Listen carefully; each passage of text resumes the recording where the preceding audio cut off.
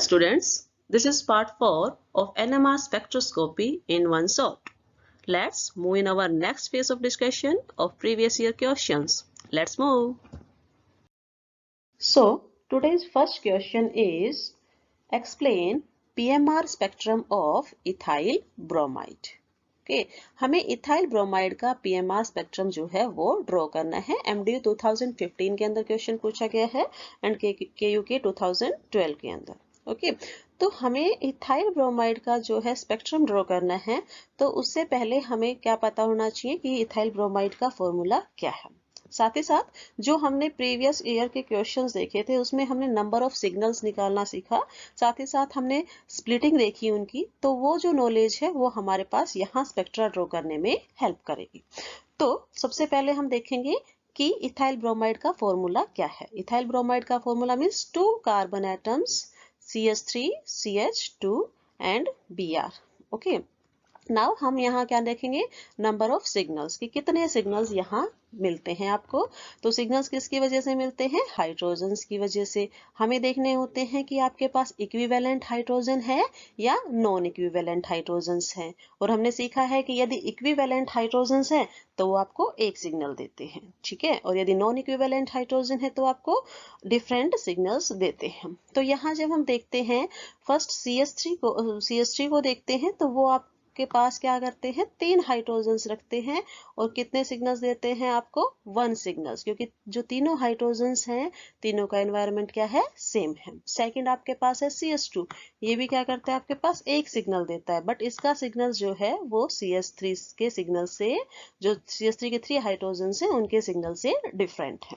Okay तो first काम आपका कंप्लीट होता है कि आपने नंबर ऑफ सिग्नल्स डिटेक्ट कर लिए। नाउ आपको क्या डिटेक्ट करना है, स्प्लिटिंग ऑफ द सिग्नल्स। आपको स्प्लिटिंग देखनी है इन सिग्नल्स की। ओके तो आप यहाँ क्या करेंगे, स्प्लिटिंग के लिए हमने बताया कि आप क्या करोगे, नेबर के हाइड्रोजन्स काउंट करोगे। नेबर के हाइड्रोजन्स आप क्या देखते हो, जो CH3 का नेबर है वो कौन है, CH2 है। ओके और CH2 का जो नेबर है वो कौन है भैया आपके पास, CH3 है। Okay, now we have to count the number of hydrogens. In case of CH3, number of hydrogen is 3. Okay, और जब स्प्लिटिंग का रूल हम देखते हैं तो हम क्या बोलते हैं कि आप क्या करोगे, नेबर के पास जितने हाइड्रोजन है उसमें क्या करोगे, +1, तो 3 + 1 इज इक्वल टू 4। ओके और ये नेबर जो है वो क्या करेगा, CH3 जो है वो CH2 के जो सिग्नल मिला था उस सिग्नल को स्प्लिट करेगा। कितने में स्प्लिट करता है, वो करेगा 4 में। 4 means quartet, 4 means quartet. Okay तो यहाँ आप जब ये सिग्नल, ये जो स्पेक्ट्रा देख रहे हैं इसके अंदर आपके पास क्या है, ये जो क्वार्टेट 1 2 3 4 जो पीक थी वो मल्टीप्लेट में टूट गई है, क्वार्टेट में टूट गई। इसका मतलब ये जो स्पेक्ट्रा है, जो ये जो पीक्स आई है किसकी आई है आपके पास, CH2 की। ये किसकी आई है आपके पास, CH2 की। बाकी जो बच गई वो किसकी है आपके पास, CH3 की। नाउ CH3 का जो आपके पास हाइड्रोजन्स थे उसके सिग्नल की स्प्लिटिंग 3 में क्यों हुई है वो हमें देखना है। तो जब हम CH3 का नेबर देखते हैं तो वो कौन है, CH2, और CH2 के पास कितने हाइड्रोजन है, 2 + 1 क्या है, n+1 रूल है, तो हम n+1 रूल का अप्लाई करेंगे। आपके पास कितना हुआ, 3। यदि 3 है तो इसका मतलब क्या है, सिग्नल किस में टूट जाएगा, ट्रिपलेट। सिग्नल की स्प्लिटिंग कैसे हुई, ट्रिपलेट में। ओके तो 2 बेसिक इंफॉर्मेशन हमने यहाँ से देखी। नंबर ऑफ सिग्नल्स हमने डिटेक्ट किए कि हमारे पास 2 सिग्नल्स आए हैं, ठीक है। 2 सिग्नल्स आने के बाद हमने क्या देखा है कि आपके पास क्या है, स्प्लिटिंग ऑफ सिग्नल्स कैसे है, ठीक है। तो एक जो सिग्नल्स है आपका CH2 का जो सिग्नल है वो किसमें ब्रेकअप होता है, किसमें स्प्लिट होता है, क्वार्टेट के अंदर, दिस वन। ओके और जो CH3 का जो सिग्नल्स आता है वो किसमें स्प्लिट होता है, ट्रिपलेट में, तो वो सिग्नल्स ये रहा। ओके नाउ जो गिवन इंफॉर्मेशन है वो आपको यही बता रही है। यहाँ पे लिखा है आपके पास गिवन इंफॉर्मेशन में क्या है कि ट्रिपलेट मिलता है आपको किसकी वजह से, 3 हाइड्रोजन ऑफ CH3, ठीक है। ट्रिपलेट मिला है 3 hydrogen of CH3 and quartet किस केस में मिलता है आपको, 2 हाइड्रोजन ऑफ CH2। सेकंड जो चीज यहाँ पे आंसर में लिखी है, क्या लिखी है, del. Del means chemical shift की वैल्यू, डेल की वैल्यू यहाँ 1.7 है और यहाँ क्या है आपके पास 3.4 है। तो यहाँ दोनों ही हाइड्रोजन कार्बन से अटैच है, बट यहाँ पे क्या है, जो CH2 हाइड्रोजन है वो क्या है, ब्रोमीन से भी अटैच है। ओके, हमने सील्डिंग और डीसील्डिंग पढ़ा है। डीसील्डिंग और सील्डिंग में हमने पढ़ा था कि यदि कोई इलेक्ट्रोनेगेटिव एटम, यहाँ पे इलेक्ट्रोनेगेटिव एटम कौन है, ब्रोमीन, यदि कोई इलेक्ट्रोनेगेटिव एटम आता है तो वो क्या करता है, इलेक्ट्रॉन डेंसिटी को क्या कर देता है, कम कर देता है। जो ब्रोमीन है वो इस CH2 मॉलिक्यूल के ऊपर क्या करेगा, इलेक्ट्रॉन डेंसिटी को कम करेगा। इलेक्ट्रॉन डेंसिटी के कम होने से जब बाहर से एक्सटर्नल मैग्नेटिक फील्ड अप्लाई किया जाता है, देन इस केस में इलेक्ट्रॉन डेंसिटी कम होने की वजह से जो मैग्नेटिक फील्ड है वो इस हाइड्रोजन के थ्रू ज्यादा एक्सपीरियंस किया जाएगा। यदि ज्यादा एक्सपीरियंस किया जाएगा तो उस केस में इसके डेल की वैल्यू क्या होगी, डाउन फील्ड में जाएगी। इट मीन्स वो ज्यादा होगी, डेल की वैल्यू इसकी 3.4 है। ओके, सेकंड केस आपके पास CH3 है। CH3 जो है वो Br से क्या है, थोड़ा दूर है, थोड़ा फार अवे है। ठीक है, तो इस केस में आपके पास क्या होता है कि जो हाइड्रोजन्स है वो डीसिल्डिंग शो करने की बजाय क्या दिखाएंगे, सील्डिंग्स, क्योंकि यहाँ पे जो माइनस आई इफेक्ट है ब्रोमीन का वो क्या है, कम है। क्योंकि हम पढ़ते हैं कि जैसे जैसे आप डिस्टेंस बढ़ती है, ठीक है, आप कार्बन नंबर फर्स्ट से सेकंड पे, सेकंड से थर्ड पे जाते हो, तो जो इंडक्टिव इफेक्ट की जो पावर होती है माइनस आई इफेक्ट की, वो क्या हो जाती है, कम हो जाती है। तो यहाँ इलेक्ट्रॉन लेस विड्रॉ हुए थे, लेस विड्रॉ हुए, इट मीन्स यहाँ पे इलेक्ट्रॉन डेफिशिएंट नहीं है। ठीक है, दैट्स वाई यहाँ पे क्या होगी, सील्डिंग। तो सील्डिंग की वजह से जो सिग्नल आता है वो कहाँ आता है, अप फील्ड में आता है। अप फील्ड में आएगा तो सिग्नल किस में मिलेगा, कम मिलेगा, दैट इज 1.7। ओके, यही इसमें एक्सप्लेनेशन में लिखा हुआ है कि हमारे पास यहाँ 2 टाइप्स के प्रोटॉन्स हैं, दैट्स वाई 2 सिग्नल्स हैं। 3 हाइड्रोजन्स जो हैं वो किसके हैं, CH3 के। उन्होंने क्या है, इक्विवेलेंट है, वो एक जैसे थे, इसीलिए उन्होंने क्या किया, 1 सिग्नल प्रोवाइड किया। सिमिलरली जो 2 हाइड्रोजन्स हैं वो भी क्या है, मैग्नेटिकली इक्विवेलेंट है, एंड दैट्स वाई वो क्या करते हैं, सेकंड सिग्नल प्रोवाइड कराते हैं। ठीक है, जो आपके पास केमिकल शिफ्ट की वैल्यू के अंदर चेंजेस है वो किसकी वजह से है, minus I effect of bromine atom. Okay, so this is about ethyl bromide PMR spectrum. Question MDU 2015 के अंदर पूछा गया है।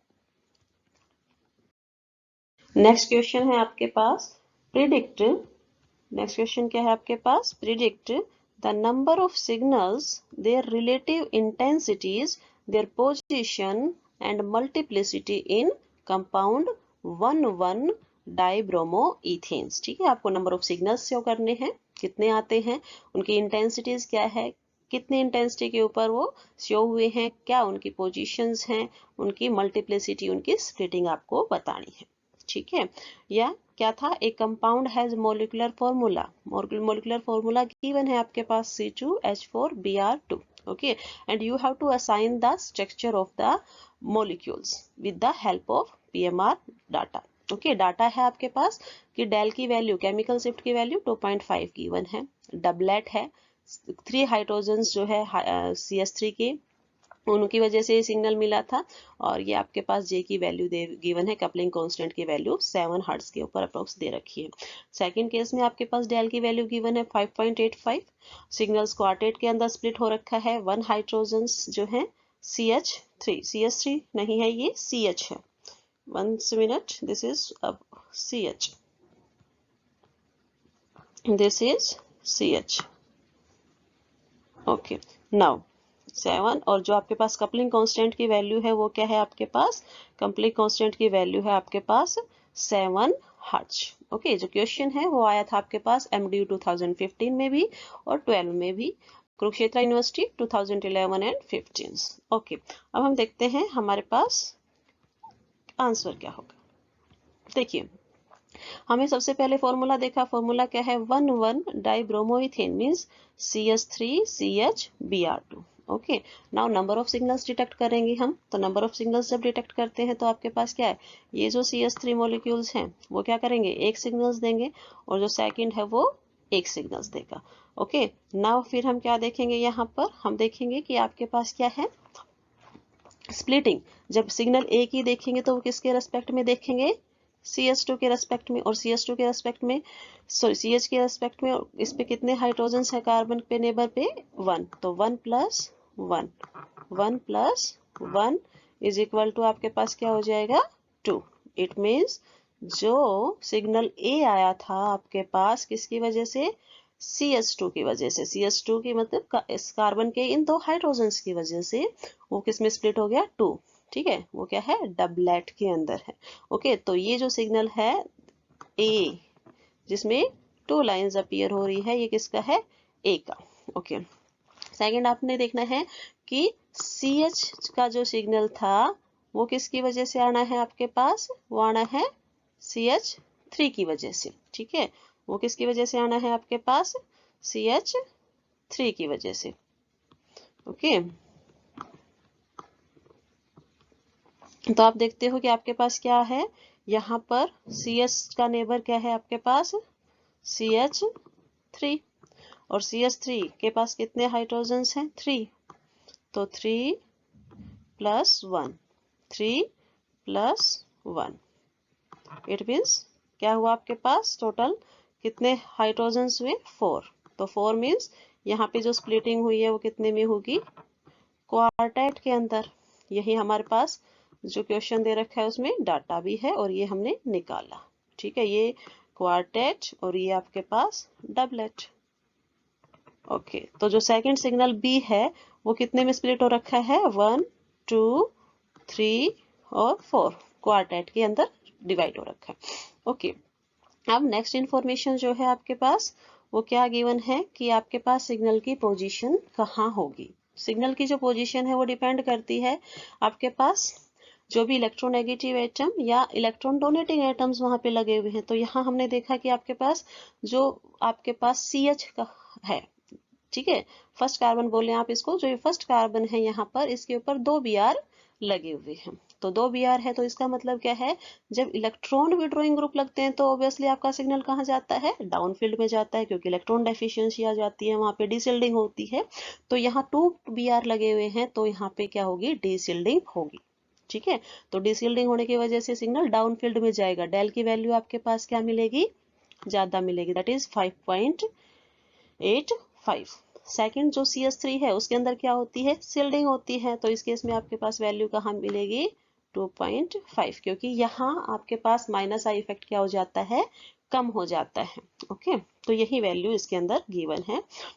ये आप कह सकते हो कि आपको देखो डबलेट जो मिला है वो कहाँ मिला है 2.5 के ऊपर, क्योंकि वो किसकी वजह से मिला है आपके पास, जो 3 हाइड्रोजन्स हैं मिथाइल ग्रुप के। ओके, सेकंड क्वार्टेट बोला है इसने, क्वार्टेट जो मिला है वो 5.85 पर मिला है, equivalent to 1 proton of methyl group. Okay, now ये कह रहा है कि आपके पास क्या है, the signal due to the 3 proton of methyl group is splitted into a doublet due to coupling with methine protons. ठीक है, जो मिथाइल है CH3 है उसका जो सिग्नल है वो किस में टूट गया है, डबलेट में, due to the methine proton CHBr2। Second, यदि हमने देखा कि जो आपके पास सिग्नल था वो किस में टूटा है, आपके पास CH का जो सिग्नल है वो किस में टूटा है, मिथाइन प्रोटॉन जिसको आप बोल रहे हैं, वो 4 में डिवाइड हुआ है, क्वार्टेट में हुआ है, क्योंकि CH3 की वजह से। ठीक है, डाउनफील्ड शिफ्ट आपको क्यों मिला है, डाउनफील्ड शिफ्ट क्यों मिला है यहाँ पर, क्योंकि यहाँ पर क्या है, डीसिल्डिंग हो रखी है मिथाइन प्रोटॉन्स की। ओके, क्या हो रखी है, डीसिल्डिंग ऑफ मिथाइल प्रोटॉन। ओके, तो ये था आपके पास 1,1 डाइब्रोमो इथेन का PMR spectra. Next question is, what kind of PMR spectrum would you expect from toluene and parachlorobenzene? And how many signals would you expect to find, and into how many signals each peak would split? Okay, आपने बताना है कि कितने number of signals यहाँ पे appear होते हैं, फिर जो सिग्नल्स मिले हैं वो कैसे स्प्लिट हो रखे हैं, कितने पीक्स के अंदर स्प्लिट हो रखे हैं, किस किस के, टोल्यून एंड पैराक्लोरोबेंजीन। क्वेश्चन जो है वो MDU 2013 और KU के 2012 के अंदर पूछा गया है। Okay, now first of all हम क्या देखेंगे, टोल्यून। टोल्यून का जो फॉर्मूला होता है वो क्या होता है, benzene having CH3 group. Okay, this is the formula of toluene. Now हम यहाँ number of signals find out करेंगे, तो आपके पास जो 3 हाइड्रोजन्स हैं किसके, CH3 ग्रुप के, वो क्या देते हैं, एक signal, this is a signal A। और जो 5 हाइड्रोजन्स हैं आपके पास बेंजीन रिंग के, ठीक है, वो क्या देते हैं आपको, एक सिग्नल देते हैं। 5 हाइड्रोजन्स जो है वो आपको एक सिग्नल देते हैं। तो आप बोल सकते हो कि आपके पास टोटल नंबर ऑफ सिग्नल्स कितने मिलते हैं, टोटल नंबर ऑफ सिग्नल्स आपके पास होते हैं 2। A एंड B जो सिग्नल्स हमने यहाँ डिनोट किए हैं, total number of signals in case of toluene is 2। जब लो रिजोल्यूशंस के आप देखोगे तो उस टाइम आपको 2 सिग्नल्स दिखते हैं, लेकिन यदि आप टोल्यून को हाई रेजोल्यूशन पे देखोगे देन आपके पास जो सिग्नल मिलते हैं वो 3 सिग्नल्स मिलते हैं। नाउ हमने यहाँ लो रिजोल्यूशंस को शो किया है, तो यहाँ पे आपको सिग्नल्स पता चला कि A और B 2 सिग्नल्स है। नाउ हमें क्या देखना है, इसकी स्प्लिटिंग देखनी है कि स्प्लिटिंग कैसे होगी। तो जब स्प्लिटिंग देखते हैं तो हम क्या देखेंगे, नेबर के hydrogens.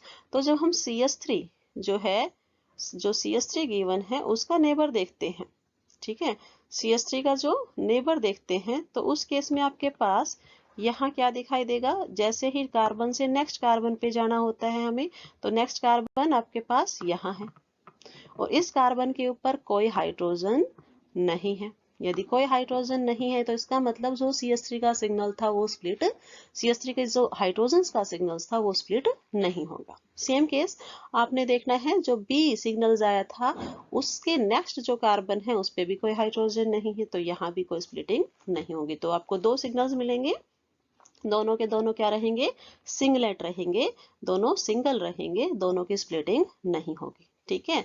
So the singlet due to proton CH3 group, ठीक है, सिंगलेट मिलता है और ये हमारे इसकी जो वैल्यू होती है वो कहाँ जाएगी, आपके पास डाउनफील्ड में जाएगी। डाउनफील्ड में क्यों जाती है, क्योंकि जो बेंजीन रिंग है उसके पाई इलेक्ट्रॉन डीसिल्ड कर देते हैं, ठीक है, पाई इलेक्ट्रॉन क्या कॉज करते हैं, डीसिल्डिंग कॉज करते हैं। ओके, सेकंड, जो सिंगलेट सिग्नल आपको मिला है 5 एरोमेटिक प्रोटॉन्स का, ठीक है, वो कहाँ सिग्नल करेंगे, पोजीशंस दिखाएंगे अपफील्ड में, किसकी वजह से, सील्डिंग की वजह से, ठीक है, क्योंकि जो CH3 ग्रुप होता है वो क्या करता है, इलेक्ट्रॉन रिलीज करता है, इलेक्ट्रॉन रिलीज करके वो रिंग पे इलेक्ट्रॉन डेंसिटी को बढ़ा देगा, ठीक है। बेंजीन रिंग इलेक्ट्रॉन विड्रॉइंग होती है, तो इलेक्ट्रॉन विड्रॉ करने की वजह से CH3 पे इलेक्ट्रॉन डेंसिटी घट जाएगी, और घटेगी तो उस केस में हाइड्रोजन जो है वो डाउनफील्ड में सिग्नल शो करेगा। ओके, और बेंजीन रिंग के जो हाइड्रोजन है वो अपफील्ड में शो करेंगे, क्योंकि CH3 जो है इलेक्ट्रॉन डोनेटिंग ग्रुप है। ओके, नाउ बात आती है आपके पास पैराक्लोरोबेंजीन। इन केस ऑफ पैराक्लोरोबेंजीन हम क्या देखते हैं, पैराक्लोरोबेंजीन का फॉर्मूला आपके पास क्या होगा, पैरा पोजिशंस, बेंजीन गिवन है आपके पास, ये बेंजीन गिवन है,